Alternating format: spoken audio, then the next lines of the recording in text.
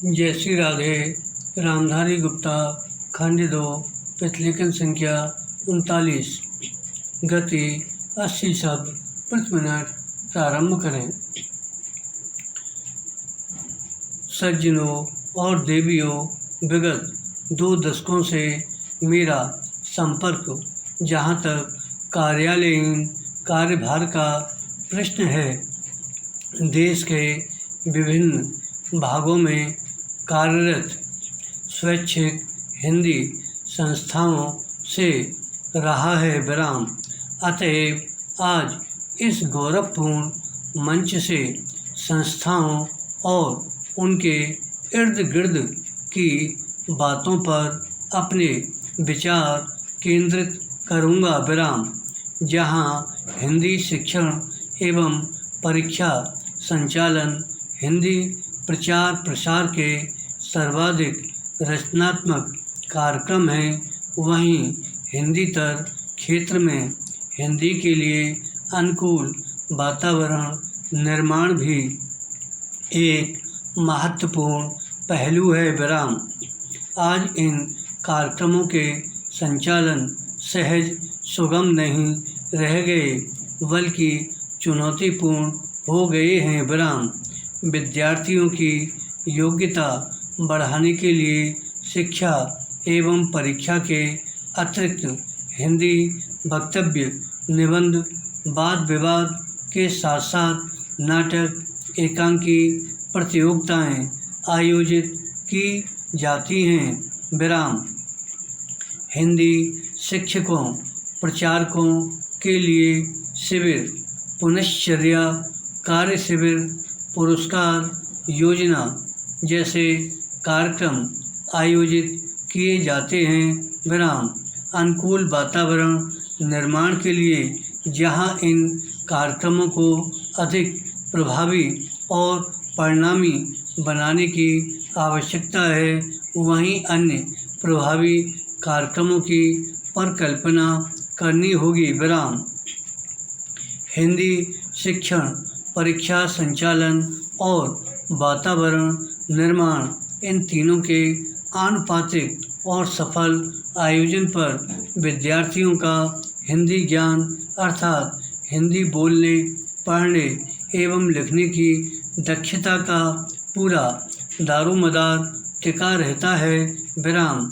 आज जबकि बहुतेरे विद्यार्थी शिक्षक बनने की राह में प्रशिक्षण प्राप्त कर रहे हैं, तो हिंदी शिक्षक की योग्यता एवं दक्षता ऐसे ध्यान देने का विषय है, जो राज्य के इतने सारे हिंदी सीखने वाले विद्यार्थियों के स्तर के लिए निर्णायक पहलू है विराम। यह नकारा नहीं जा सकता कि किसी भी संस्था के लिए उनके प्रचारक ही आधारभूत परिसंपत्तियां होते हैं विराम। प्रचारकों के सत प्रयास एवं सुकार्य से संस्था की जड़ें मजबूत होती हैं विराम। वास्तव में हिंदी की प्रचार योजनाओं का सफल कार्यान्वयन सभी संबंधित पक्षों के प्रयास के समन्वय से ही संभव है। संस्था के पदाधिकारी, कार्यकर्ता, प्रचारकगण, विद्यार्थी और अंत में किंतु कदापि कम नहीं सरकारी व्यस्तता के तालमेल पर विराम। इन सबके कार्यों के उचित समन्वय का प्रयत्न स्वस्थ दृष्टि से निरंतर जारी रहना चाहिए और यह भी ध्यान रहे कि जाने अनजाने दामन में दाग न लग जाए विराम। पैरा।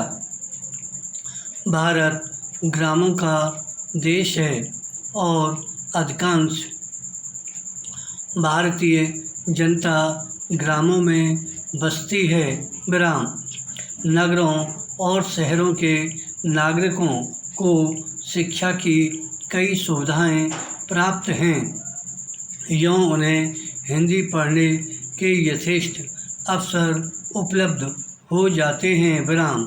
अब आवश्यकता इस बात की है कि ग्रामवासियों को भी हिंदी सीखने के अधिक अवसर प्रदान किए जाएं। विराम।